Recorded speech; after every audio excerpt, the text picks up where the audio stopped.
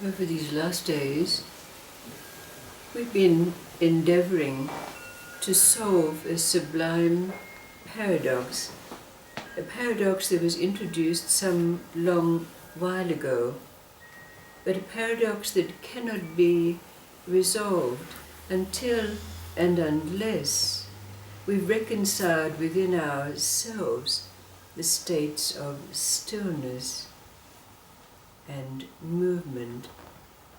And that sublime paradox is that of having arrived and yet perpetually becoming.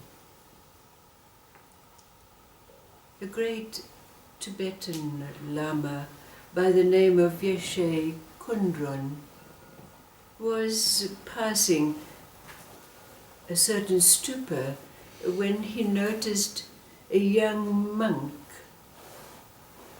circumambulating with great concentration. So he approached the young monk and he said to him, "It is laudable that you so carefully circumambulate, but it would be better if you practiced the sublime Dharma." So the young monk decided that he would relinquish this circumambulation, and he took up the practice of chanting the sutras and learning the precepts. So again Yeshe Kundrun saw the young monk practicing assiduously, chanting from his heart. And he again approached him and said, "Yes, this is very well that you are practicing and doing good works, but it would be better if you practiced the sublime Dharma." So the young monk relinquished his practices and he decided to meditate for all he was worth. So again, Yeshe Kundrun passed and saw him sitting in the meditation hall with a look of concentration on his face, seemingly deep in meditation. And again Yeshe Kundrun approached him and said, "Yes, meditation is great, but it would be better if you practice the sublime Dharma." The monk was very perplexed, and so, thinking that he had done all that there was to do, he asked Yeshe Kundrun, "Then what is it that I should do?" So 3 questions arise from this. What did Yeshe Kundrun say to the monk? What is this sublime Dharma? And how does it help to solve and reconcile this paradox of having arrived and yet perpetually becoming? There is a story that has many versions, but perhaps this version might help us to bring to our awareness and answer these questions. The young man approached a village somewhere a long while ago. Riding his donkey into the town square, he viewed the scene and chose a large old tree that stood before an iron gate that had a pathway which led to an old church.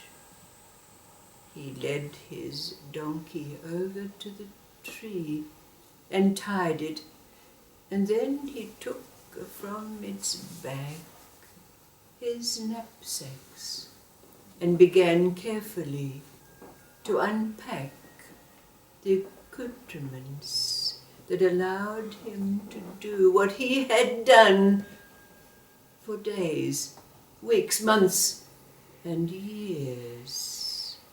He laid out his silver balls. He laid out the swords. He took out his green velvet costume with the hat that had bells on the end, and his pointed shoes that curled up at the ends. He put on this worn green costume and took out his flute, which he began to play to call the townspeople around him. And as he played, the children began to gather. And then he picked up his silver balls and began to juggle to the gasps of the young children who were there. Their parents also began to gather around him to watch his antics, his juggling of the swords, his adeptness of keeping all the balls in the air. And then he began to tumble. He acrobated to the gasps of the people who were there.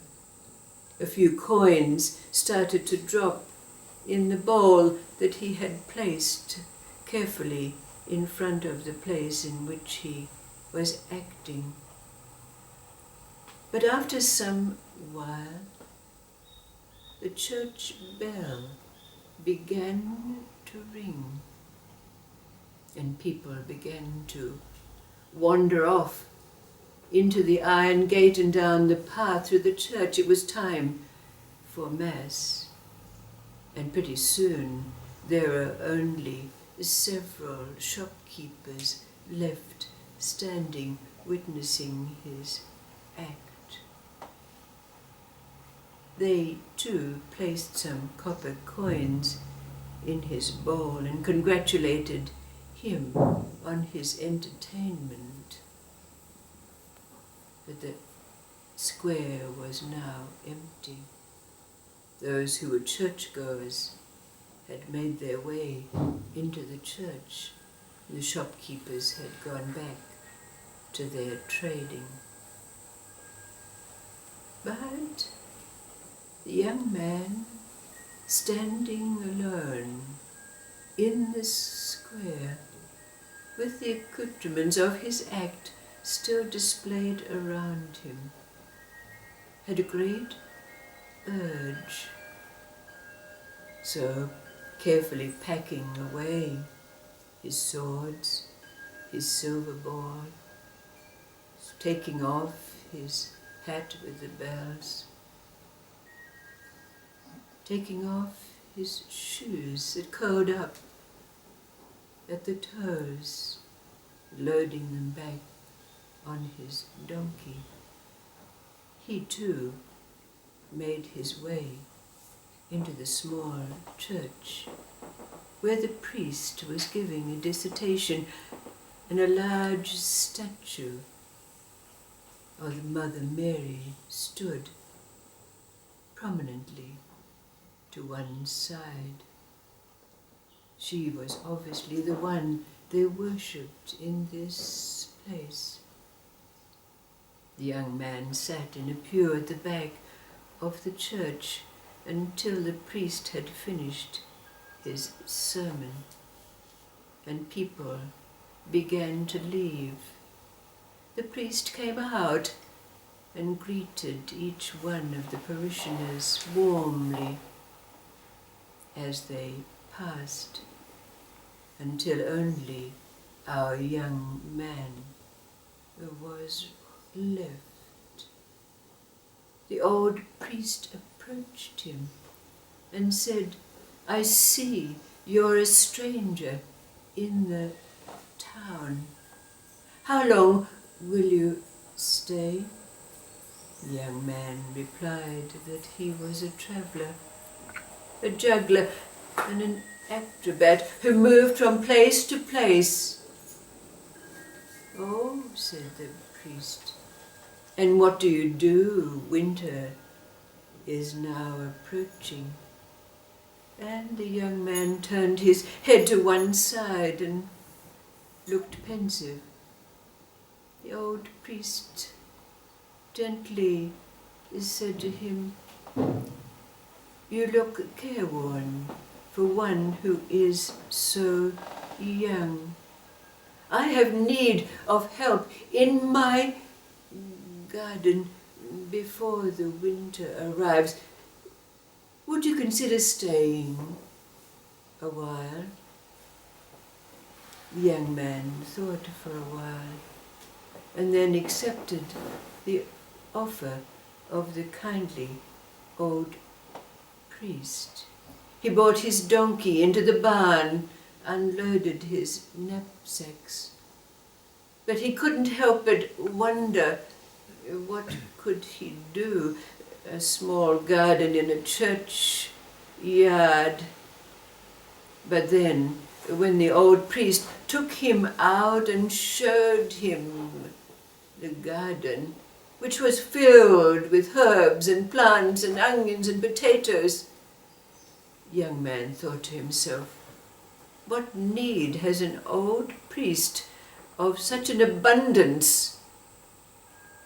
But it seemed that the old priest had read his mind and said, "Wait, you will see that we have need of all that is grown here." So the young man began to assist the old priest, and he learned how to gather potatoes and the onions and the beetroots. And then one day there was a tentative knock on the door, and when it was opened, a young woman with a small child hanging onto her skirts, careworn, rough hands for one so young, carrying a potato sack, diminutively entered the priest's parish and was led out into the garden. The old priest said to the young man, "Why don't you entertain this young boy while we gather vegetables from the garden?" The little boy clung, frightened, to his mother's skirts. But the young man smiled at him and held out his hand. The young boy took it and was led into the kitchen, the warmth of the stove warming the autumn air. The young boy, with frightened eyes, was asked to sit on a chair, and suddenly the young man had a thought, and he went and took out some knives from the drawer and began to juggle. The young boy's face lit up with a smile as he watched the silver knives spinning in the air, and a smile came onto his face. By the time the priest and the woman, with her sack now filled with vegetables, came back into the kitchen, There were rosy points on the young boy's face, which lit up into a smile as the young man continued to do his tricks before him. Sometime later, when winter had begun to appear and the garden was growing less in its abundance, the priest advised the young man that a festival was approaching and that the church had to be prepared. So the young man was asked to go in to clean the candle holders, polish the statues. As he did so, quietly, a young woman, a skirt covered in dust, a scarf hiding wisps of hair which peeped out and showed prematurely grey. He watched her approach the statue of the Virgin Mother, holding the child in her arms. And as he looked, the young woman carefully placed a pair of small woolen socks at the feet of the Virgin Mary, tears running down her face. After some while of kneeling, she got up and left, the young man thinking that she'd left behind, picked up the socks and ran after her, still with tears in her eyes. He said, "You left these behind." And she shook her head and said, "No, my little one has gone, but I leave these for the mother." The young man looked up and perceived tears running down the face of the statue. He continued with his preparations of the church. He asked the priest, what did this festival require? The priest said it was a time when all the people brought their gifts to be laid at the feet of the mother, each in their own way, bringing the fruits of their labors. Now, in the evenings that had passed, when the priest and the young man were sitting, having their simple bowl of soup, they had exchanged many stories. And the young man had told the story to the old priest of how he'd been orphaned and then taken and mentored by an old acrobat who had taught him how to tumble and how to juggle, and how they travelled together for some long while, being invited into the homes of rich people, but how his mentor had died, and he had wandered ever since, acting alone, living the lonely existence of a wandering entertainer. The priest, too, told his story about how he had gone into the monastery intending to devote his life to prayer and the dedication of the attainment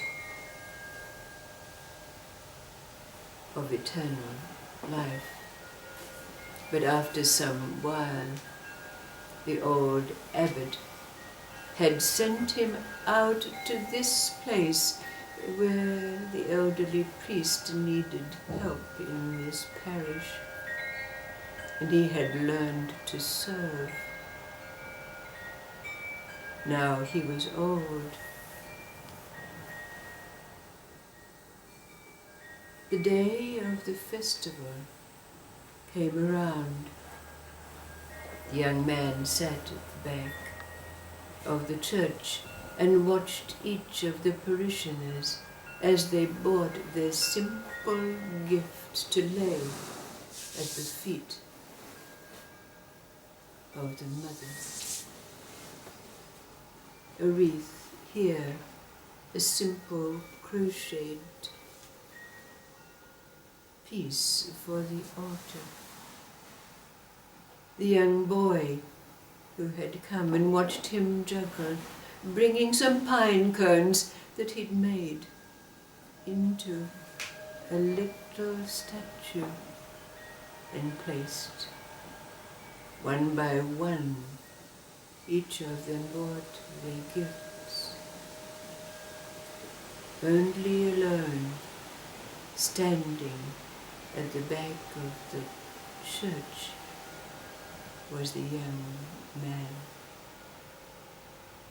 Suddenly, there arose in him an irresistible urge, and he walked down the aisle, and in front of the statue, he began to tumble. He acrobated, and in those movements he lost himself in that which he had known and practiced and entertained with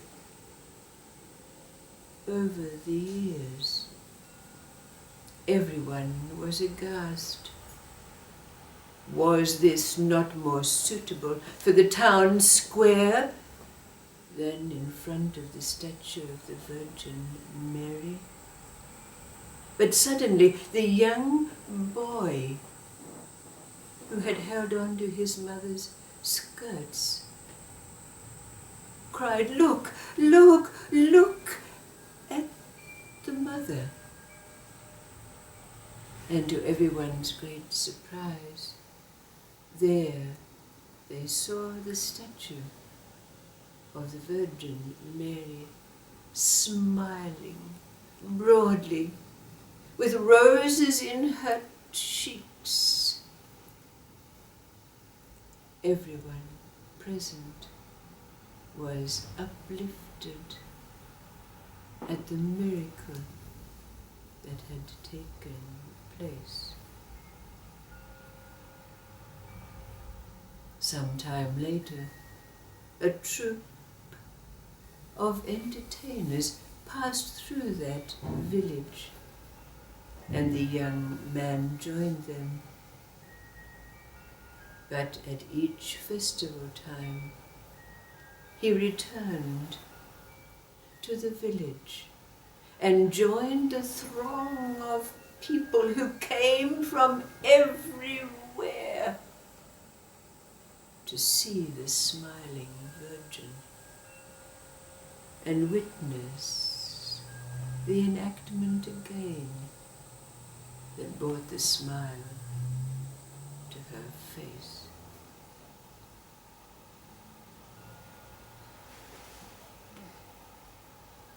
What has this story to do with our endeavor to solve the paradox of having arrived and yet perpetually becoming. What did Yeshe Kundran answer to the young monk when he asked, I have done all the practices. What should I do? What is this sublime Dharma?